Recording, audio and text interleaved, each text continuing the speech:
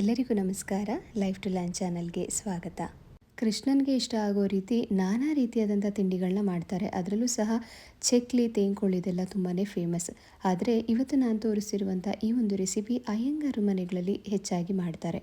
ವಿಡಿಯೋಗೆ ಹೋಗೋದಕ್ಕೆ ಮುಂಚೆ ಇವತ್ತಿನ ಈ ಒಂದು ರೆಸಿಪಿಯನ್ನು ನೀವು ಸ್ಕಿಪ್ ಮಾಡ್ದೇನೆ ಪೂರ್ತಿಯಾಗಿ ನೋಡಿ. ಆಗಷ್ಟೇ ನಿಮಗೆ ಸರಿಯಾದ ಕ್ರಮದಲ್ಲಿ ಮಾಡೋದಕ್ಕೆ ಸಾಧ್ಯ ಆಗೋದು. ಹಾಗೆ ನೀವೇನಾದರೂ ಈ ಚಾನಲ್ನ ಸಬ್ಸ್ಕ್ರೈಬ್ ಮಾಡದೆ ನೋಡ್ತಾ ಇದ್ರೆ ಸಬ್ಸ್ಕ್ರೈಬ್ ಮಾಡೋದ್ರ ಮುಖಾಂತರ ಸಪೋರ್ಟ್ ಮಾಡಿ. ಚಕ್ಕಲಿ ಅಷ್ಟೇ ರುಚಿಯಾಗಿರುವಂಥ ಇದನ್ನು ಮುಚ್ಚೋರೆ ಅಥವಾ ಮುಚ್ಚೋರೆ ಅಂತ ಕರೀತಾರೆ. ಇವತ್ತಿನ ಈ ಒಂದು ವಿಡಿಯೋದಲ್ಲಿ ಸಾಂಪ್ರದಾಯಿಕವಾಗಿ ಮುಚ್ಚೋರೆಯನ್ನು ಮಾಡೋದು ಹೇಗೆ ಅಂತ ತಿಳ್ಕೊಳ್ಳೋಣ ಬನ್ನಿ. ಮೊದಲನೇದಾಗಿ ಮುಚ್ಚೋರೆಗೆ ನಾವು ಹಿಟ್ಟನ್ನು ಮಾಡ್ಕೊಳ್ಬೇಕಾಗತ್ತೆ. ಇಲ್ಲಿ ನಾನು ಒಂದು ಪಾವು ಲೆಕ್ಕದಲ್ಲಿ ಒಂದು ಪಾವನಷ್ಟು ಅಕ್ಕಿನ ಒಂದು ಬೌಲ್ಗೆ ಹಾಕ್ಕೊಂಡಿದ್ದೀನಿ. ಹಾಗೆ ಅದನ್ನು 2-3 ಸತಿ ಚೆನ್ನಾಗಿ ತೊಳೆದ್ಬಿಟ್ಟು ಅದಕ್ಕೆ ಬೇಕಾಗಿರೋಷ್ಟು ನೀರನ್ನು ಹಾಕಿ ಒಂದು 15-20 ನಿಮಿಷದವರೆಗೆ ಅದನ್ನು ನೆನೆಸಬೇಕು. 20 ನಿಮಿಷ ಆದಮೇಲೆ ಅಕ್ಕಿನಲ್ಲಿರುವಂತಹ ಅಷ್ಟು ನೀರನ್ನು ತೆಗಿಬೇಕು. ಈ ಥರ ಒಂದು ಜಾರಿಗೆ ನೀವು ಹಾಕ್ಕೊಂಡ್ರೆ 2-3 ನಿಮಿಷ ಹಾಗೆ ಬಿಡಿ. ಅದರಲ್ಲಿರೋಂತಹ ನೀರಂಶ ಎಲ್ಲ ಪೂರ್ತಿಯಾಗಿ ಹೋಗುತ್ತೆ. ಅಕ್ಕಿನಲ್ಲಿ ಪೂರ್ತಿಯಾಗಿ ನೀರು ಹೋದ್ಮೇಲಿಂದ ಈ ಥರ ಒಂದು ಒಣ ಬಟ್ಟೆ ಮೇಲೆ ನಾವು ಅಕ್ಕಿನ ನೆರಳಲ್ಲಿ ಒಣಗಿಸ್ಕೊಳ್ಬೇಕು. ಬಿಸಿಲಲ್ಲಿ ಹಾಕಬೇಡಿ. ಇದನ್ನು ಆದಷ್ಟು ನೆರಳಲ್ಲೇ ನೀವು ಒಂದು 10-15 ನಿಮಿಷದವರೆಗೆ ಇದೇ ಥರ ಒಣಗಿಸಿದ್ರೆ ಆಲ್ಮೋಸ್ಟ್ ನೀರೆಲ್ಲ ಡ್ರೈ ಆಗುತ್ತೆ. ತುಂಬ ಒಣಗೋದೆಲ್ಲ ಬೇಕಾಗಿಲ್ಲ. ಒಂದು 10-15 ನಿಮಿಷ ಆದಮೇಲೆ ನೋಡಿ, ಈ ಥರ ನಾವು ಕೈಗೆ ಹಿಂಗೆ ಹಿಡ್ಕೊಂಡಾಗ ಅದು ಆಲ್ಮೋಸ್ಟ್ ಡ್ರೈ ಆದಂಗಿದೆ. ಬಟ್ ಇನ್ನು ಸ್ವಲ್ಪ ಹಸಿ ಅಂಶ ಇರುತ್ತೆ. ಇಷ್ಟು ಡ್ರೈ ಆದರೆ ನಮಗೆ ಸಾಕು. ಮುಚ್ಚೋರೆಗೆ ಬೇಕಾಗಿರೋಂಥ ಅಕ್ಕಿ ರೆಡಿ ಆಯಿತು. ಅಕ್ಕಿ ಜೊತೆಗೆ ಇವಾಗ ನಾನಿಲ್ಲಿ ಸುಮಾರು 3/4 ಕಪ್ನಷ್ಟು ಹೆಸರುಬೇಳೆ ತೊಗೊಂಡಿದ್ದೀನಿ. 1 ಕಪ್ ಅಕ್ಕಿ ತೊಗೊಂಡ್ರೆ 3/4 ಕಪ್ನಷ್ಟು ಹೆಸರುಬೇಳೆ, 1 ಪಾವು ಅಕ್ಕಿ ತೊಗೊಂಡ್ರೆ 3/4 ಪಾವ್ನಷ್ಟು ಹೆಸರುಬೇಳೆ, ಈ ಒಂದು ಲೆಕ್ಕನ ಇಟ್ಕೊಳ್ಬೇಕು. ಹೆಸರುಬೇಳೆನ ಒಂದ್ಸತಿ ಒಣ ಬಟ್ಟೆ ಮೇಲೆ ನೀಟಾಗಿ ಅದರಲ್ಲಿ ಏನಾದರೂ ಧೂಳಿದ್ರೆ ಕ್ಲೀನ್ ಮಾಡ್ಕೊಳ್ಬೇಕು. ಅದ್ರ ಜೊತೆಗೆ ಇಲ್ಲಿ ನಾನು 2 ಟೇಬಲ್ ಸ್ಪೂನಷ್ಟು ಹಸಿ ಉದ್ದಿನಬೇಳೆ ತೊಗೊಳ್ತಾ ಇದ್ದೀನಿ. ಹಸಿ ಉದ್ದಿನಬೇಳೆ ಹಾಗೇ ಸೇರಿಸ್ಕೊಳ್ಬೇಕು ಮಿಲ್ ಮಾಡಬೇಕಾದ್ರೆ. ಅದನ್ನೇನು ಹುರಿಯೋದು ಬೇಕಾಗಿಲ್ಲ. ದಪ್ಪ ತಳ ಇರೋಂತಹ ಒಂದು ಪ್ಯಾನನ್ನು ಬಿಸಿ ಮಾಡ್ಕೊಳ್ಬೇಕು ಮೊದಲು. ಆದಷ್ಟು ತಳ ದಪ್ಪ ಇರೋಂಥ ತೊಗೊಳ್ಳಿ, ಇಲ್ಲಾಂದರೆ ಅಕ್ಕಿ ಹುರಿಬೇಕಾದ್ರೆ ಸೀದೋಗ್ಬಿಡುತ್ತೆ. ಈಗ ಆಲ್ಮೋಸ್ಟ್ ಇದು ಕಾದಿದೆ. ನನಗೆ ಕಾದಿರೋಂತಹ ಈ ಒಂದು ಪ್ಯಾನ್ಗೆ ನಾವು ಏನು ಅಕ್ಕಿ ರೆಡಿ ಮಾಡ್ಕೊಂಡಿದ್ದೀವಿ ಆ ಅಕ್ಕಿನ ಒಂದು 2-3 ಹಿಡಿಯಷ್ಟು ಮಾತ್ರ ಹಾಕ್ಕೊಂಡು ಹುರ್ಕೊಳ್ಬೇಕಾಗತ್ತೆ. ಎಲ್ಲದನ್ನೂ ಒಂದೇ ಸತಿ ಹಾಕ್ಕೊಳ್ಬಾರ್ದು. 2-3 ನಿಮಿಷ ಹುರಿತಿದ್ದ ಹಾಗೇ ಅದರಲ್ಲಿರುವಂತಹ ನೀರಂಶ ಎಲ್ಲ ಹೋಗಿ ಈ ಥರ ಆಗುತ್ತೆ. ಆದಷ್ಟು ಲೋ ಮೀಡಿಯಮ್ ಹೀಟಲ್ಲಿ ಇಟ್ಕೊಂಡೇ ಹುರ್ಕೊಳ್ಬೇಕು. ರವೆ ಹೇಗೆ ಹುರ್ಕೊಳ್ತೀವಿ ಅದೇ ಥರ, ಆದರೆ ರವೆ ಥರ ನಾವು ತುಂಬ ಕೆಂಪು ಹೊಂಬಣ್ಣಕ್ಕೆಲ್ಲ ಇದನ್ನು ಹುರ್ಕೊಳ್ಬಾರ್ದು. ಇವಾಗ ಇದು ಆಲ್ಮೋಸ್ಟ್ ಆಗಿದೆ. ನಾನು ತೆಗೆದುಬಿಟ್ಟು ಇನ್ನೊಂದು ಬ್ಯಾಚಿನಷ್ಟು ಅಕ್ಕಿನ ಅದೇ ರೀತಿ ಹುರ್ಕೊಳ್ತಾ ಇದ್ದೀನಿ. ಈ ಹಿಟ್ಟನ್ನು ಅವತ್ತಿನ ದಿವಸನೇ ಮಾಡಿಕೊಂಡು ಮುಚ್ಚೋರೆ ಮಾಡಬೇಕಂತೆಲ್ಲ ಏನೂ ಇಲ್ಲ. ಒಂದು ವಾರ ಅಥವಾ 10 ದಿವಸ ಮುಂಚೆನೇ ನಾವು ಈ ಹಿಟ್ಟನ್ನು ಮಾಡಿ ಇಟ್ಕೊಳ್ಬೋದು. ಇವಾಗ ಅಕ್ಕಿ ರೆಡಿ ಆಗಿದೆ. ಅದೇ ಪ್ಯಾನ್ಗೆ ನಾನಿವಾಗ 3/4 ಪಾವ್ನಷ್ಟು ತೊಗೊಂಡಿದ್ದಂಥ ಹೆಸರುಬೇಳೆನ ಹುರ್ಕೊಳ್ತಾ ಇದ್ದೀನಿ. ಹೆಸರುಬೇಳೆ ಈ ಪೊಂಗಲ್ಗೆಲ್ಲ ನಾವು ಹುರ್ಕೊಳ್ತೀವಲ್ಲ ಅದೇ ಥರನೇ ಹೊಂಬಣ್ಣ ಬರೋವರೆಗೂ ಸಹ ಇದನ್ನು ಹುರ್ಕೊಳ್ಬೇಕಾಗತ್ತೆ. ಹೆಸರುಬೇಳೆನಲ್ಲಿರುವಂಥ ಹಸಿ ವಾಸನೆ ಎಲ್ಲ ಹೋಗಿ ಇವಾಗ ಚೆನ್ನಾಗಿ ಘಮ ಬರ್ತಾ ಇದೆ. ಇಷ್ಟ ಆದರೆ ಸಾಕು. ಇದಕ್ಕಿಂತ ಜಾಸ್ತಿ ಹುರ್ಕೊಳ್ಬೇಡಿ. ಸೀದೋದ್ರೆ ನಿಮಗೆ ತಿಂಡಿ ಎಲ್ಲ ಅದೇ ವಾಸನೆ ಬಂದುಬಿಡುತ್ತೆ. ಇವಾಗ ಹೆಸರುಬೇಳೆ ಮತ್ತು ಅಕ್ಕಿ ಇದ್ರ ಜೊತೆಗೆ ಆವಾಗಲೇ ನಾನು ತೆಗೆದಿಟ್ಕೊಂಡಲ್ಲ 2 ಟೇಬಲ್ ಸ್ಪೂನಷ್ಟು ಹಸಿ ಉದ್ದಿನಬೇಳೆ, ಅದನ್ನೇನು ಹುರಿಯೋದು ಬೇಕಾಗಿಲ್ಲ. ಇದಿಷ್ಟು ಪೂರ್ತಿಯಾಗಿ ತಣ್ಣಗಾದ್ಮೇಲಿಂದ ನಾವು ಇದನ್ನು ಮಿಕ್ಸಿನಲ್ಲಿ ಪುಡಿ ಮಾಡಬೇಕಾಗತ್ತೆ. ಪೂರ್ತಿಯಾಗಿ ಆರಿದೆ. ಇದು ಜಾಸ್ತಿ ಕ್ವಾಂಟಿಟಿ ಇತ್ತಂದರೆ ನೀವು ಆಚೆ ಕಡೆ ಮಿಲ್ಲಿಗೆ ಕೊಟ್ಟು ಸಹ ಮಾಡಿಸ್ಬೋದು. ಫುಲ್ ನೈಸಾಗಿ ಪುಡಿ ಮಾಡಿರಬೇಕು. ನಾನು ಸ್ವಲ್ಪನೇ ಆಗಿರೋದ್ರಿಂದ ಮನೆಯಲ್ಲೇ ಪುಡಿ ಮಾಡ್ಕೊಳ್ತಾ ಇದ್ದೀನಿ. ಮೊದಲನೇ ಸತಿಗೆ ನಿಮಗೆ ಸ್ವಲ್ಪ ತರಿ ಥರ ಸಿಗುತ್ತೆ.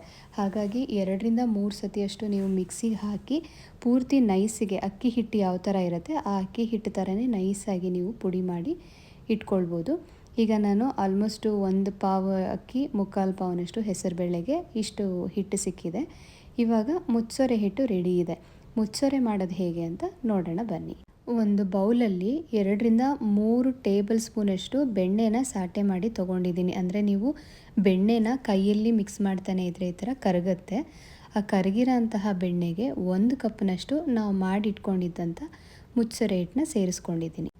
ರುಚಿಗೆ ತಕ್ಕಷ್ಟು ಉಪ್ಪನ್ನು ಸೇರಿಸ್ಕೊಳ್ಬೇಕು. ನೀವೇನಾದರೂ ಸಾಲ್ಟೆಡ್ ಬಟರ್ ಯೂಸ್ ಮಾಡೋದಾದರೆ ಉಪ್ಪನ್ನು ಕಡಿಮೆ ಹಾಕ್ಕೊಳ್ಳಿ. ಅನ್ಸಾಲ್ಟೆಡ್ ಬಟರ್ ಯೂಸ್ ಮಾಡ್ತಿರೋದ್ರಿಂದ ನಾನಿಲ್ಲಿ ಉಪ್ಪನ್ನು ಹಾಕ್ಕೊಂಡಿದ್ದೆ. ಇದನ್ನು ನಾವು ಸ್ಪೂನಲ್ಲೆಲ್ಲ ಮಿಕ್ಸ್ ಮಾಡೋಕ್ಕಾಗೋದಿಲ್ಲ. ಹಾಗಾಗಿ ಕೈಯಲ್ಲೇ ಕಲಿಸ್ಬೇಕು. ಹಾಕ್ಕೊಂಡಿರೋ ಅಂಥ ಹಿಟ್ಟಿಗೆ ಬೆಣ್ಣೆ ಚೆನ್ನಾಗಿ ಸೇರ್ಕೊಳ್ಳೋ ರೀತಿ ನಾವು ಕಲಿಸ್ಕೊಳ್ಬೇಕಾಗತ್ತೆ. ಬೆಣ್ಣೆ ಬೇಡ ಅಂದರೆ ನೀವು ಈ ಎಣ್ಣೆನೂ ಸಹ ಕಾಯಿಸ್ಬಿಟ್ಟು ಹಾಕ್ಕೊಳ್ಬೋದು. ಇದೇ ರೀತಿ ಗಂಟಿಲ್ಲದೆ ಇರೋ ರೀತಿ ಚೆನ್ನಾಗಿ ಕಲಿಸ್ಕೊಳ್ಬೇಕು. ಇವಾಗ ಕೈಯಲ್ಲಿ ಒಂದು ಹಿಡಿಯಾಗಿ ಹಿಂಗೆ ಹಿಡ್ಕೊಂಡ್ರೆ ಅದು ತಕ್ಷಣ ಒಡಿಬಾರ್ದು. ಹಾಗೆಯೇ ಉಂಡೆ ರೀತಿ ಬರುತ್ತೆ. ಹಿಂಗೆ ನೋಡಿ, ಈ ಥರ ಹಿಂಗೆ ಹಿಡ್ಕೊಂಡ್ರೆ ಉಂಡೆ ರೀತಿಯೇ ಇರಬೇಕು. ಆ ರೀತಿ ಇದ್ದರೆ ಮಾತ್ರನೇ ಅದು ಬೆಣ್ಣೆ ಅಥವಾ ಎಣ್ಣೆ ಅದಕ್ಕೆ ಕರೆಕ್ಟಾಗಿ ಆಗಿದೆ ಅಂತ. ಕಲಸಿದಂಥ ಹಿಟ್ಟಲ್ಲಿ ನಾನು ಒಂದು ಸ್ವಲ್ಪ ತೆಗೆದಿಟ್ಕೊಳ್ತಾ ಇದ್ದೀನಿ. ಎಲ್ಲದಕ್ಕೂ ಒಂದೇ ಸತಿ ನೀರನ್ನು ಸೇರಿಸಿ ಕಲಿಸ್ಕೊಳ್ಬಾರ್ದು. ಖಾರ ಶೇವೆ ಮಾಡೋ ರೀತಿ ನಾವು ಒಂದೇ ಸತಿ ನೀರು ಹಾಕಿ ಕಲಿಸ್ಕೊಳ್ಬಾರ್ದು. ಹಿಟ್ಟು ಗಟ್ಟಿಯಾಗಿ ಮಾಡಿದಾಗ ಕಟ್ಟಕ್ಲಾಗ್ಬಿಡುತ್ತೆ. ಸ್ವಲ್ಪನೇ ನೀರನ್ನು ಹಾಕಿ ಸ್ವಲ್ಪ ಹಿಟ್ಟನ್ನು ನಾವು ಕಲಿಸ್ಕೊಳ್ಬೇಕು. ಸಾಫ್ಟ್ ಡವ್ ಆಗಿ ಇದನ್ನು ಕಲಿಸ್ಕೊಳ್ಬೇಕಾಗತ್ತೆ. ಇವಾಗ ಸಾಫ್ಟ್ ಡವ್ ರೆಡಿಯಾಗಿದೆ. ನಿಮಗೇನಾದರೂ ಹಿಟ್ಟು ತುಂಬ ಸ್ವಲ್ಪ ಗಟ್ಟಿ ಆಯಿತು ಅಂತ ಅನಿಸಿದ್ರೆ ಒಂದು ಮಣೆ ಮೇಲೆ ಈ ಥರ ಒಂದು 2 ನಿಮಿಷ ಈ ಥರ ನಾದ್ಬಿಟ್ಟು ಇನ್ನೊಂದು ಚೂರು ಬೇಕಂದರೆ ನೀರು ಚಿಮ್ಕಿಸ್ಬಿಟ್ಟು ಅದನ್ನ ಕಲಿಸ್ಬೋದು. ನನಗೀಗ ಸಾಫ್ಟ್ ಡವ್ ಇದೆ, ಅದರಲ್ಲಿ ನಾನು ಒಂದು ಪೋರ್ಷನ್ನ ಮಾತ್ರ ತಗೊಳ್ತಾ ಇದ್ದೀನಿ. ಹಾಗೆ ಎಣ್ಣೆನ ಕಾಯಿಸೋಕೆ ಇಟ್ಕೊಂಡಿರಬೇಕು. ಈ ಥರ 3 ಸ್ಟಾರ್ ಇರುವಂತಹ ಬಿಲ್ಲೆನ ಮುಚ್ಚೊರೆ ಬಿಲ್ಲೆ ಅಂತ ಕರೀತಾರೆ. ಈಗ ತಗೊಂಡಿದ್ದಂತಹ ಒಂದು ಪೋರ್ಷನ್ನ ನಾನು ಹಿಟ್ಟನ್ನು ಒರಳಿಗೆ ಹಾಕ್ಕೊಂಡ್ಬಿಟ್ಟು ಅದನ್ನು ಇವಾಗ ಯಾವ ರೀತಿ ಒತ್ತೋದು ಅಂತ ತೋರಿಸ್ತೀನಿ. ಚಕ್ಲಿಗೆಲ್ಲ ಒಂದು ಸರ್ಕಲ್ ಬರುತ್ತಲ್ವ, ಅದೇ ರೀತಿಯೇ ಇದು ಜಸ್ಟ್ ಆ ಒರಳನ್ನು ಒಂದು ರೌಂಡ್ ಹಿಂಗೆ ಮಾಡಿಬಿಟ್ಟು ಆ ಕಟ್ ಮಾಡಿದ್ದನ್ನು ಅದ್ರ ಮೇಲೇ ಪ್ರೆಸ್ ಮಾಡಬೇಕು. ಜಸ್ಟ್ ನೋಡಿ, ಒಂದು ಸರ್ಕಲ್ ಈ ಥರ ಮಾಡಿಬಿಟ್ಟು ಆ ಕಟ್ ಮಾಡ್ತೀವಲ್ಲ ಕೆಳಗಡೆ ಬಿಲ್ಲೆನಲ್ಲಿ, ಅದನ್ನು ಆ ಮುಚ್ಚೊರೆ ಹಿಟ್ಟನ್ನು ಆ ಮೇಲ್ಗ ಭಾಗದಲ್ಲೇ ನಾವು ಪ್ರೆಸ್ ಮಾಡಿದ್ರೆ ಆಯಿತು. ಈ ಥರ ಮಾಡಿ ಇಟ್ಕೊಂಡ್ಬಿಟ್ರೆ ನಮಗೆ ಒಂದಾದ್ಮೇಲೆ ಒಂದು ಎಣ್ಣೆಗೆ ಹಾಕೋದಕ್ಕೆ ಸುಲಭ ಆಗುತ್ತೆ. ಎಣ್ಣೆ ತುಂಬಾ ಜಾಸ್ತಿ ಕಾದಿರಬಾರ್ದು, ಲೋ ಮೀಡಿಯಮ್ ಹೀಟಲ್ಲಿ ಇರಬೇಕು. ತುಂಬ ಜಾಸ್ತಿ ಕಾದಿರೋ ಎಣ್ಣೆಗೆ ಹಾಕಿದ್ರೆ ತುಂಬ ಬೇಗ ಕಪ್ಪಾಗುತ್ತೆ, ಒಳಗಡೆ ಬೆಂದೇ ಇರಲ್ಲ. ಈಗ ಇಲ್ಲಿ ನಾನು ಒಂದೊಂದೇ ಮುಚ್ಚೊರೆನ ಎಣ್ಣೆಗೆ ನಿಧಾನಕ್ಕೆ ಬಿಟ್ಕೊಳ್ತಾ ಇದ್ದೀನಿ. ಚಕ್ಲಿ ಎಲ್ಲ ತೆಗೆದು ಹಾಕೋದಕ್ಕೆ ತುಂಬ ಕಷ್ಟ ಆಗುತ್ತೆ ಕೆಲವ್ರಿಗೆ, ಬಟ್ ಇದು ಆ ಥರ ಇಲ್ಲ. ಮುಚ್ಚೊರೆ ಹಿಟ್ಟು ಮಾಡೋದು ತುಂಬಾ ಸುಲಭ, ರುಚಿನೂ ತುಂಬಾ ಚೆನ್ನಾಗಿರುತ್ತೆ. ತುಂಬ ಸುಲಭವಾಗಿ ನೀವು ಮಾಡ್ಕೊಳ್ಬೋದು. ಒಂದು 2ರಿಂದ 3 ನಿಮಿಷದವರೆಗೆ ಹಾಗೆ ಬಿಟ್ಬಿಡಿ.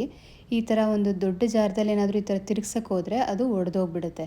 ಸೊ ಯಾವಾಗಲೂ ಈ ಮುಚ್ಚೊರೆ ಅಥವಾ ಚಕ್ಲಿ ಯಾವುದನ್ನೇ ಆಗಲಿ ನಾವು ಈ ಥರ ಒಂದು ಶಾರ್ಪ್ ಆಗಿರೋಂತಹ ಒಂದು ಫೋರ್ಕೋ ಅಥವಾ ಸ್ಪೂನೋ ಈ ಥರದ್ರಲ್ಲಿ ನಾವು ತಿರುಗಿಸ್ಬೇಕು. ಫಸ್ಟು ತಿರುಗಿಸ್ಬಿಟ್ಟು ಎರಡೂ ಕಡೆನೂ ಸಹ ಒಂದು 3ರಿಂದ 4 ನಿಮಿಷದವರೆಗೆ ಬೇಯಿಸ್ಕೊಳ್ಬೇಕಾಗತ್ತೆ. ಹಿಟ್ಟನ್ನು ಮಾಡಿಟ್ಬಿಟ್ರೆ ಇದನ್ನು ನೀವು ಹಬ್ಬಗಳಾದಮೇಲೂ ಸಹ ಯಾವಾಗ ಬೇಕೋ ಆವಾಗ ಮಾಡ್ಕೊಂಡು ತಿನ್ಬೋದು. ತುಂಬಾ ಬೇಗ ಆಗೋವಂಥದ್ದು. ಚಕ್ಲಿ ಆದರೆ ನಿಧಾನಕ್ಕೆ ಮಾಡಬೇಕು, ಸರ್ಕಲ್ಲಾಗೆ ಮಾಡಬೇಕಂತಿರುತ್ತೆ. ಮುಚ್ಚೊರೆ ಆ ಥರ ಇಲ್ಲ, ತುಂಬಾ ಫಾಸ್ಟಾಗಿ ಆಗೋವಂಥದ್ದು. ಹಾಗೆ ತುಂಬಾ ರುಚಿಯಾಗಿರುತ್ತೆ. ಕೃಷ್ಣ ಜನ್ಮಾಷ್ಟಮಿನಲ್ಲಿ ಈ ಒಂದು ಮುಚ್ಚೊರೆ ರೆಸಿಪಿನ ನೀವು ಟ್ರೈ ಮಾಡಿ ಹೇಗಿತ್ತು ಅಂತ ಕಮೆಂಟ್ ಬಾಕ್ಸಲ್ಲಿ ನಮ್ಮ ಜೊತೆ ಶೇರ್ ಮಾಡ್ಕೊಳ್ಳಿ. ನೀವೇನಾದರೂ ಈ ಚಾನಲ್ಗೆ ಸಬ್ಸ್ಕ್ರೈಬ್ ಮಾಡದೆ ನೋಡ್ತಾ ಇದ್ದರೆ ದಯವಿಟ್ಟು ಸಬ್ಸ್ಕ್ರೈಬ್ ಮಾಡಿ. ಹಾಗೆ ವಿಡಿಯೋನ ನೋಡಾದ್ಮೇಲಿಂದ ಒಂದು ಲೈಕ್ ಮಾಡೋದ್ರ ಮುಖಾಂತರ ಸಪೋರ್ಟ್ ಮಾಡಿ ಅಂತ ಕೇಳ್ಕೊಳ್ತೀನಿ. ಈ ಒಂದು ಚಾನಲಲ್ಲಿ ಕೇವಲ ರೆಸಿಪಿಗಳಷ್ಟೇ ಅಲ್ಲದೆ ಹಬ್ಬಗಳಿಗೆ ಸಂಬಂಧಿಸಿದಂಥ ಹಲವಾರು ವಿಷಯಗಳನ್ನು ನೀವು ನೋಡ್ಬೋದು. ಮತ್ತೆ ಮುಂದಿನ ವಿಡಿಯೋದಲ್ಲಿ ಭೇಟಿಯಾಗೋಣ. ಅಲ್ಲಿವರೆಗೂ ಎಲ್ಲರಿಗೂ ನಮಸ್ಕಾರ.